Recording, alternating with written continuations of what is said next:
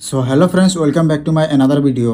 Guys, इस video में मैं आपको बताने वाला हूँ, अगर आप बैंक ऑफ इंडिया में एक नया खाता खुलवाना चाहते हो तो वहाँ से जो फॉर्म दिया जाता है उस फॉर्म को कैसे फिल करते हैं। साथ में दोस्तों ये भी बताने वाला हूँ कि एक न्यू अकाउंट ओपनिंग करने के लिए आपको कौन कौन सा डॉक्यूमेंट्स की ज़रूरत पड़ता है, क्या क्या प्रोसेस रहता है, सारा चीज़ मैं आपको इस वीडियो में बताने वाला हूँ। तो वीडियो का लास्ट तक बने रहिएगा, आपको सारा जानकारी मिल जाएगा।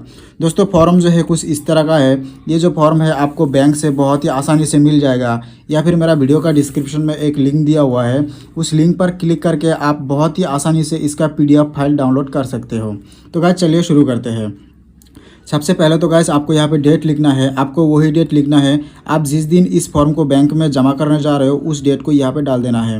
नेक्स्ट आता है यहाँ पे ब्रांच, यानी आपका बैंक जिस जगह पर है उस जगह का नाम आपको यहाँ पे लिख देना है। उसके बाद आप यहाँ पे देख पाएंगे कोई भी बैंक में एक नया अकाउंट ओपनिंग करने के लिए फर्स्ट टाइम कुछ पैसा जमा करना पड़ता है। ये 1000 भी हो सकता है, 500 भी हो सकता है, या फिर 2000 भी हो सकता है। ये जो आप जमा करेंगे ये डायरेक्ट आपका अकाउंट में जमा हो जाएगा। तो यहाँ पे मैं 1000 लिख दिया हूँ, इसको लेटर में यहाँ पे लिखना है 1000। उसके बाद यहाँ पे आता है टाइप ऑफ अकाउंट। तो आपका जो न्यू अकाउंट ओपनिंग हो रहा है वो किस टाइप का अकाउंट आप ओपनिंग करना चाहते हैं। तो यहाँ पे सेविंग बैंक, यहाँ पे करंट अकाउंट का ऑप्शन दिया गया है। तो ज़्यादातर लोग सेविंग अकाउंट ओपनिंग करते हैं, तो मैं यहाँ पे सेविंग पर टिक लगा दिया।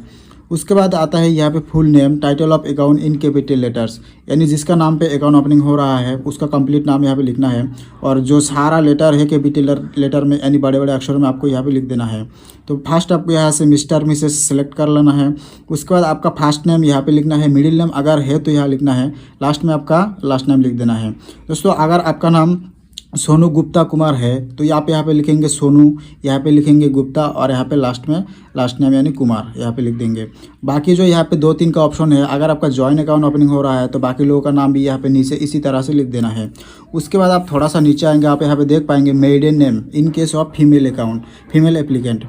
दोस्तों मेडन नेम का मतलब ये होता है कि अगर आपका शादीशुदा औरत है आप, और आपका शादी हुआ है, शादी के बाद जो हस्बैंड का सरनेम होता है वो आप ले लेते हो, लेकिन मेडन नेम उसे बोला जाता है आपका शादी से पहले जो आपका नाम था और सरनाम था उसको यहाँ पे डाल देना है। अगर आप एक शादीशुदा औरत हो तभी आपको यहाँ पे मेडन नेम डाल देना है, और ना इसको खाली छोड़ देना है। उसके बाद आता है यहाँ पे जेंडर, तो male, female, third gender, transgender का ऑप्शन दिया गया है। तो यहाँ से मैं मेल पर यहाँ पर टिक लगा दिया हूँ, आपका हिसाब से आपको टिक लगा देना है। उसके बाद दोस्तों आता है यहाँ पे डेट ऑफ बर्थ, तो आपका जन्म तिथि यहाँ पे लिख देना है। तो यहाँ पे फर्स्ट दिन यहाँ पे डालेंगे, महीना यहाँ डालेंगे, और जो साल है इसको यहाँ पे डालेंगे। नेक्स्ट आता है यहाँ पे पैन कार्ड।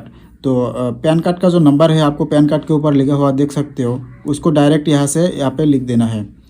यहाँ पे लिखा है if not available please attest form 6061। दोस्तों अगर आपके पास पैन कार्ड नहीं है तो आपको क्या करना है, बैंक से एक फॉर्म लेना है, उस फॉर्म का नाम है फॉर्म 60 या फिर 61। तो उसको इसके साथ भर के इसके साथ अटेस्ट कर देना है। लेकिन हमारे पास पैन कार्ड है, कोई दिक्कत नहीं है, यहाँ पे पैन कार्ड का नंबर डाल दिया हो और किसी चीज़ का ज़रूरत नहीं पड़ेगा। नेक्स्ट आता है यहाँ पे मैरिटल स्टेटस, अगर आप शादीशुदा हो तो यहाँ पे आपको लिख देना है मैरिड। अगर आप डिवोर्स हुआ है तो यहाँ पे डिवोर्स लिख सकते हो। मैं अनमेरिड हूँ, यहाँ पे लिख दिया हो अनमेरिड। नेक्स्ट आता है यहाँ पे नेशनलिटी या फिर सिटीजनशिप, आपको यहाँ पे इंडियन लिख देना है। ऑक्यूपेशन, यानी आप क्या काम करते हो उस हिसाब से आपको यहाँ पे लिख देना है। मैं स्टूडेंट हूँ, यहाँ पे स्टूडेंट लिख दिया हो। अगर आप टीचर हो तो टीचर लिख देना है। अगर आप यहाँ पे किसान हो तो आपको यहाँ पे फार्मर लिख देना है। तो आपका जो काम है आपको यहाँ पे लिख देना है। नेक्स्ट आता है यहाँ पे फादर्स नेम या फिर स्पोस फुल नेम। स्पोस का मतलब होता है आपका जिसके साथ शादी हुआ है उसको स्पोस बोला जाता है दोस्तों। तो यहाँ पे जो है मैं अपना फादर का नाम लिख दिया हूँ। अगर आप शादीशुदा हो तो आपका स्पोस यानी जिसके साथ शादी हुआ है उसका नाम यहाँ पे डाल देना है। नेक्स्ट आता है यहाँ पे मदर्स नेम, आपका माता का जो नाम है उसको यहाँ पे डाल देना है। उसके बाद आता है यहाँ पे दोस्तों please choose from the following, यहाँ पे minor, senior citizen, staff, pensioner, general का ऑप्शन दिया गया है। तो आपका हिसाब से यहाँ पे टिक लगा देना है। उसके बाद आप नीचे यहाँ पे आएंगे name of guardian in case of minor, अगर आप 18 साल के नीचे है तभी आपको यहाँ से यहाँ तक भर देना है, और ना इसको खाली छोड़ना है दोस्तों। अगर आप 18 साल के नीचे हो तभी आपको यहाँ पे क्या है आपका गार्जियन का नाम यहाँ पे लिखना है, और आपका जो एक डेट ऑफ बर्थ सर्टिफिकेट है उसका जेरॉक्स कॉपी इसके साथ जमा करना पड़ता है। लेकिन अगर आप माइनर हो तभी करना है। तो हम लोग जो माइनर नहीं है दोस्तों तो इसको खाली छोड़ देंगे। उसके बाद आप थोड़ा सा नीचे आएंगे, यहाँ पे आप देख पाएंगे फैसिलिटीज़ रिक्वायर्ड, यहाँ पे जो है फैसिलिटीज़ रिक्वायर्ड, यानी आपका जो न्यू अकाउंट ओपनिंग हो रहा है उस अकाउंट के साथ आप कौन कौन सा फैसिलिटीज़ चाहते हो। तो यहाँ पे अगर आप उस अकाउंट के साथ चेकबुक चाहते हो तो यहाँ पे टिक लगा देना है। अगर आपको यहाँ पे पासबुक चाहिए यहाँ पे टिक लगा देना है। सबसे इंपॉर्टेंट जो है यहाँ पे डेबिट कार्ड यानी ATM कार्ड, तो आपको यहाँ पे टिक लगा देना है। दोस्तों चेकबुक के लिए महीने में कुछ चार्जेस लगता है, आप चाहे तो इसको नहीं भी ले सकते हो। तो गाइस यहाँ पे 1 नंबर पेज का काम खत्म हो गया। अभी चलते हैं 2 नंबर पेज पे। तो गाइज हम लोग जो है यहाँ पे 2 नंबर पेज पे आ गए हैं। जैसे कि आप यहाँ पे देख पाएंगे, documents for proof of identity and address proof. यहाँ पे आपको एड्रेस प्रूफ और आइडेंटिटी प्रूफ के लिए बहुत सारा ऑप्शन दिया गया है। इनमें से कोई भी डॉक्यूमेंट्स दो डॉक्यूमेंट्स आपको देना है। तो यहाँ पे ऑप्शन दिया है PAN card, passport, driving licence, voter ID, Aadhaar card, MG NREGA card. तो इनमें से आपके पास जो भी रहेगा उसका जेरोक्स कॉपी आपको इसके साथ अटैच करना है। और नीचे आप देख पाएंगे फोटो आइडेंटिटी और एड्रेस प्रूफ आइडेंटिटी। तो फोटो आइडेंटिटी के लिए आप यहाँ पे आधार कार्ड दे सकते हो। उसके बाद यहाँ पे नंबर का जो ऑप्शन है, यहाँ पे आपको आधार नंबर लिख देना है।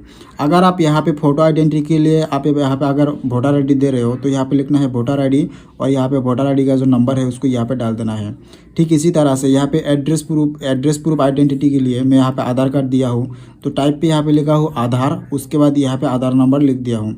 अगर आप यहाँ पे पासपोर्ट देते हो तो आपको आपका पासपोर्ट का नंबर यहाँ पे डाल देना है।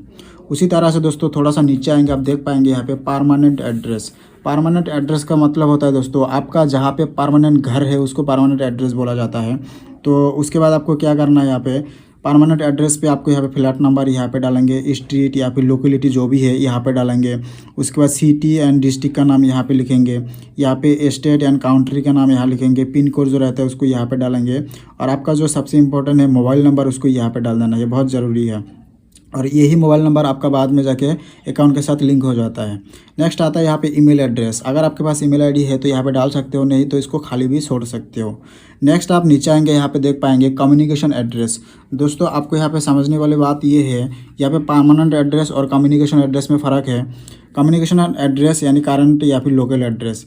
इसका मतलब ये है अगर आपका परमानेंट एड्रेस कहीं और है और आप किसी जॉब की वजह से एक जगह पे जाके रहते हो और वहाँ पे जाके आप बिज़नेस करते हो या जॉब करते हो, तो कम्युनिकेशन उसी को कम्युनिकेशन एड्रेस बोला जाता है। यानी फ़िलहाल आप जहाँ पे रहते हो उसी एड्रेस को यहाँ पे डाल देना है। तो यहाँ पे फर्स्ट कम्युनिकेशन एड्रेस में आप यहाँ पे फर्स्ट अपना घर का जो बिल्डिंग का जो नंबर है, फ्लैट नंबर, वो सब डालेंगे। यहाँ पे लोकेलिटी, एरिया, रोड जो भी है डालेंगे। उसके बाद सिटी, डिस्ट्रिक्ट सब डालेंगे। उसके बाद ये सब पूरा कंप्लीट करके यहाँ पे छोड़ देंगे। उसके बाद आता है यहाँ पे are you a tax resident of any other country than India. क्या आप इंडिया के बाहर दूसरा कोई कंट्री पे अपना टैक्स पे करते हो? अगर आप इंडिया के बाहर दूसरा कंट्री पे टैक्स पे करते हो तो आपको येस पे लगाना है टिक, अगर नहीं करते हो तो नो पे टिक लगाना है। नेक्स्ट आता है यहाँ पे आधार नंबर। तो आपका आधार कार्ड का नंबर जो है आपको दिख जाएगा, आधार कार्ड में लिखा हुआ, वहाँ से यहाँ पे लिख देना है। तो नेक्स्ट ये जो है 2 नंबर पेज का काम खत्म हो गया। अभी चलते हैं 3 नंबर पेज पे दोस्तों। तो गाइज हम लोग आ गए हैं यहाँ पे 3 नंबर पेज पे। देख सकते हो टर्म्स एंड कंडीशन दिया हुआ है बैंक की तरफ से, ये सब आप थोड़ा सा पढ़ लेंगे। उसके बाद एक काम है, यहाँ पे नीचे आएंगे, यहाँ पे आपको सिग्नेचर कर देना है खुद का। अगर आपका जॉइंट अकाउंट है तो बाकी लोगों का भी सिग्नेचर का ज़रूरत यहाँ पे पड़ जाता है। तो मैं यहाँ पे सिग्नेचर कर दिया हूँ 3 नंबर पेज में, बाकी कुछ नहीं है। अभी चलते हैं 4 नंबर पेज पे। तो गाइज हम लोग आ गए हैं 4 नंबर पेज पे। यहाँ पे आप देख सकते हो 4 नंबर पेज पे कुछ डिक्लेरेशन लिखा हुआ है। तो यहाँ पे आपको क्या करना है, यहाँ पे पूछा जा रहा है I declare that I do not enjoy any credit facilities with other bank. अगर आप दूसरा बैंक का कोई भी फैसिलिटीज़ यूज़ कर रहे हो, जैसे क्रेडिट कार्ड वगैरह अगर यूज़ कर रहे हो तो आपको इसको कुछ नहीं करने का। अगर आप यूज़ नहीं कर रहे हो तभी आपको यहाँ पर टिक लगा देना है। उसके बाद ये सब जो है आपको कुछ नहीं करने का। तो नीचे आप आएँगे, यहाँ पर थोड़ा सा देखते हैं नीचे क्या है। तो यहाँ पे जो है आप देख पाएंगे, यहाँ पे आपको ऑपरेटिंग इंस्ट्रक्शन, इसका मतलब ये है ये जो अकाउंट ओपनिंग कर रहे हो आप, अगर आप खुद चलाओगे इस अकाउंट को तो आप सेल पे टिक लगा देना है। अगर आप जॉइंट अकाउंट ओपनिंग कर रहे हो तो यहाँ पे टिक लगा देना है। उसके बाद आपका नाम जो है यहाँ पे कैपिटल लेटर में डाल देना है। उसके बाद आपका सिग्नेचर यहाँ पे डाल देना है, और आपका जो पासपोर्ट साइज रिसेंट फोटोकॉपी यहाँ पे चिपका देना है। दोस्तों अगर आप जॉइंट अकाउंट ओपनिंग कर रहे हो तो बाकी लोगों का भी नाम, सिग्नेचर, पासपोर्ट साइज फोटोकॉपी इसी तरह से यहाँ पे चिपका देना है। नेक्स्ट आप नीचे देखेंगे यहाँ पे जो लिखा है फॉर ऑफिस यूज़, ये जो नीचे का पोर्शन है आपको कुछ नहीं करने का, ये ऑफिस का लोग यानी बैंक का अधिकारी लोग इसको भर लेंगे। तो दोस्तों 4 नंबर पेज का काम खत्म हुआ। अभी चलते हैं 5 नंबर पेज पे।